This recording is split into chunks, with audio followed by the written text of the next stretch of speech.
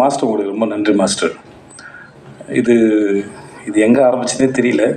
2019 எனக்கு கதை சொன்னார். அப்போது பண்ணுறா இருந்தது. அப்புறம் அது நடக்காமல் போயிடுச்சு. அப்புறம் ஒரு ஃப்ளைட்டில் மும்பையிலேருந்து வரும்போது 2 பேர் எதாச்சும் சந்தித்து பேச ஆரம்பித்தோம். ரொம்ப நாட்கள் சந்திச்சதுனால நான் என் குடும்ப புகைப்படங்கள்லாம் அவருக்கு காமிச்சிட்டு இருந்தேன். அவர் ஃபேமிலி ஃபோட்டோலாம் நாங்கள் பார்த்துருந்தோம். அப்புறம் ஜவான் ஷூட்டில் அவனை பார்த்தாப்புல. மகாராஜில் எனக்காக வந்து ஒர்க் பண்ணி கொடுங்கன்னு. எந்த இடத்துல அவனுக்கு பிடிச்சதுன்னு தெரியல. எனக்கு கதை சொல்லும்போது கதை ரொம்ப நல்லா இருந்தது. சரி, என் வீட்லேயும் அந்த வயசில் ஒரு பையன் இருக்கானே, இவர் எனக்கு சொல்லவே இல்லையே அப்படின்னு நினச்சேன். சரி, ஓகே அப்படின்னு விட்டு நான் அப்புறம் செட்டில் வச்சு தான் சொன்னார், உங்கள் பையன் கரெக்டாக இருப்பான்னு நினைக்கிறேன்னு. எனக்கு ஒரு மாதிரி சந்தோஷமும் இருந்தது, ஆனால் பயமும் இருந்தது. ஏன்னா அது அவன் எப்படி பண்ண போகிறானோ, இல்லை அப்போ தான் காலேஜ் படிச்சுட்டு இருந்தான், அப்போ தான் சேர்ந்துருந்தான். பட் எதுவாக இருந்தாலும் எனக்கு என் பையனுடைய முடிவுகளை அவனே எடுக்கணும் தான் நான் விரும்பினேன். நான் அது இன்னும் அவருக்கு ஒரு முறை 14 வயசு இருக்கும்போது சின்பாத் படம் அடிக்கும்போது இப்போ ஏர்போர்ட்டில் மற்ற இடங்களில் அவனையே பழக விட்டேன். அவனே வந்து சொன்னான், அப்போ நான் இன்னும் வளரலை, என்னை தனியாக விடாது அப்படின்னு அவனே வந்து என்கிட்ட சொன்னான். இல்லைடா, அது பழகிடும்னு நான் நினச்சேன். ஏன்னா எங்கள் அப்பா என்னை அப்படி தான் வளர்த்தாரு. ஸோ அதனால் அது ஹெரிட்டரியாக வர ப்ராப்ளம்னு நினைக்கிறேன் நான். ஸோ இந்த விஷயத்தை அவனே ஹேண்டில் பண்ண தான் நினச்சேன். ஸோ அவனும் கதை கேட்டான், மாஸ்டர் சொன்னாங்க, ரொம்ப பிடிச்சிருக்குனாங்க. இப்படி தான் அது ஆரம்பிச்சது. மற்றபடி அதுக்கப்புறம் நாங்கள் 2 பேர் எதுவும் படத்தை பற்றி பெருசாக பேசிக்கல. ஏன்னா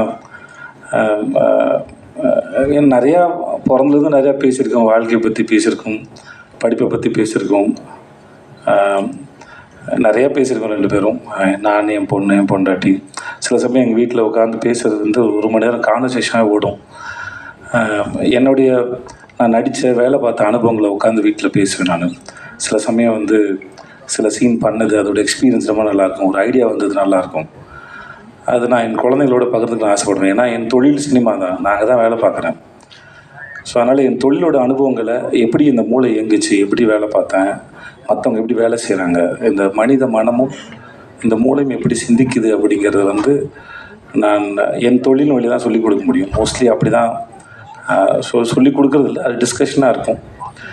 சொல்லுவேன் நான், எனக்கு பொண்டாட்டி பிள்ளைங்க இருக்குது, வேலை இருக்குது, கடன் சுமைகள் இருக்குது, அப்புறம் பாதுகாப்பு சார்ந்து நிறையா சிந்திக்க வேண்டியது இருக்குது. ஆனால் குழந்தைகளாக இருக்க உங்களுக்கு எந்த பாரமும் இல்லை. அதனால் நான் பேசுகிற கருத்துக்களை கேட்டு உங்களுக்கு ஏதாவது கருத்து இருந்தால் கூட என்கிட்ட பகிர்ந்துக்கோங்க, அது எனக்கும் உதவியாக இருக்கணும் அப்படின்னு ஒரு ஜனநாயக முறையில் தான் டிஸ்கஷன் இருக்கும் மோஸ்ட்லி.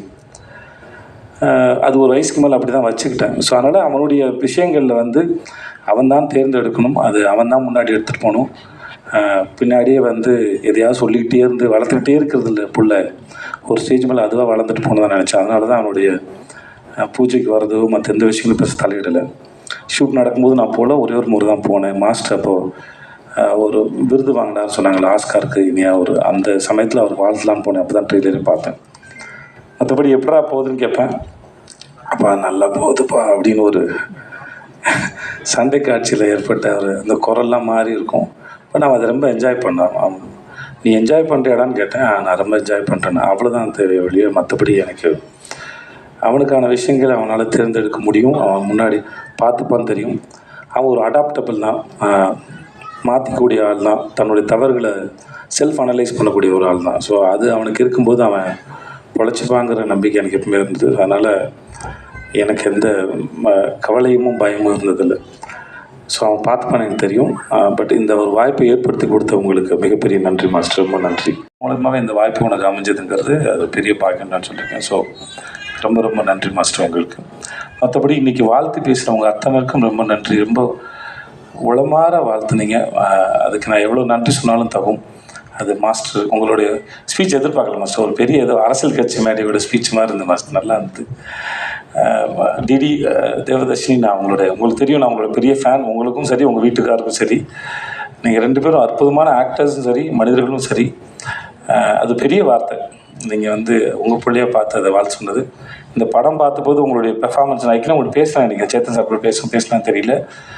நீங்கள் ரொம்ப பிரமாதம், எந்த கேரக்டர் எடுத்து பண்ணாலும் சரி அது ரொம்ப பிரமாதம். அம்மா எனக்கு உங்கள் பேர் தெரியாது, ஆனால் அந்த படத்தில் ஒரு சில காட்சிகள்லாம் வந்து உங்களோட எக்ஸ்பிரஷன் வந்து ரொம்ப பிரமாதமாக இருந்தது. நான் மாஸ்டருக்கு நான் சொன்னேன், நான் அது அவ்வளோ சர்ப்ரைசிங்காக இருந்தது. உங்களுடைய படங்களில் நீங்கள் பண்ணுற ரொம்பவே நல்லா இருந்தது. ப்ளீஸ் உட்கார அபி, உட்கார அபி, அதெல்லாம் உட்கார். நான் அவளை குழந்தையிலேருந்து பார்த்துட்ருக்கேன். தர்மபுரியில் எனக்கு அக்கா பொண்ணாக நடித்தா, இப்போ என் கூட வெப் சீரிஸ் நடிக்கிறா. அவளுடைய வளர்ச்சி எனக்கு ரொம்ப சந்தோஷத்தை கொடுக்குது.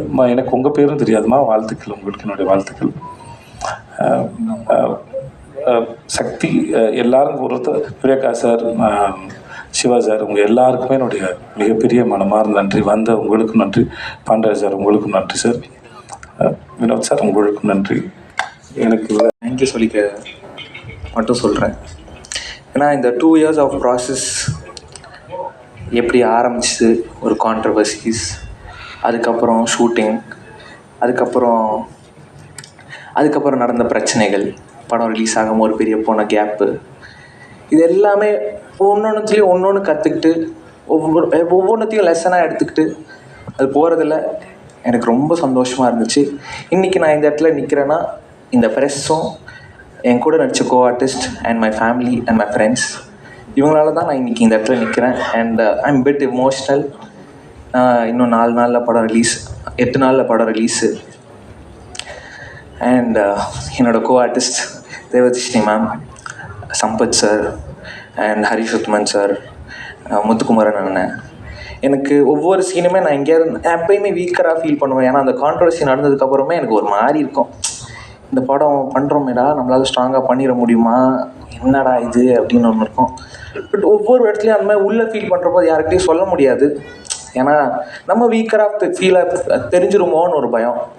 ஆனால் அதெல்லாம் அவங்க புரிஞ்சுக்கிட்டு என் கூட ஒவ்வொரு இடத்துலையும் ஒவ்வொரு சீன்லேயும் என் கூட பில்லராக இருந்தவங்க எல்லாருக்குமே ரொம்ப பெரிய நன்றி. முக்கியமாக தேவதர்ஷினி மேம், எனக்கு அவங்க இந்த படத்தில் மட்டும் அம்மா கிடையாது, எனக்கு நிஜம் லைஃப்லேயும் ஒரு அம்மா தான். ஐ am very gifted for that. And my producer Rajalakshmi ma'am, அவங்க தான் பணம் போடுறாங்க. இந்த கான்ட்ரவர்சி நடந்தப்போ அவங்களுக்கு ஏதாவது ஒரு ஜட்ஜ்மெண்ட் இருந்திருக்கலாம், ஐயோ என்னடா இவன் எப்படி பேசிட்டாங்க. ஆனால் அதெல்லாம் தாண்டி அந்த மாதிரி எந்த எண்ணமும் இல்லாமல் நான் இருக்கேன் கூட அப்படின்னு ஒன்று சொன்னதில் I am very happy ma'am. And last but not least, என் குரு எனக்கு எல்லாமே சொல்லி கொடுத்தது அனலரசு சார் தான். நான் இப்போ ஒவ்வொருத்தையும் என் காஸ்டியூம்லேருந்து நான் நடிக்கிற ஸ்டைல் வரைக்குமே it's from him. And I'm very thankful and grateful for you sir. மற்றபடி yes I'm happy. July 4th Phoenix வருது, எல்லோரும் தேட்டரில் போய் பார்ப்பீங்கன்னு நம்புகிறேன்.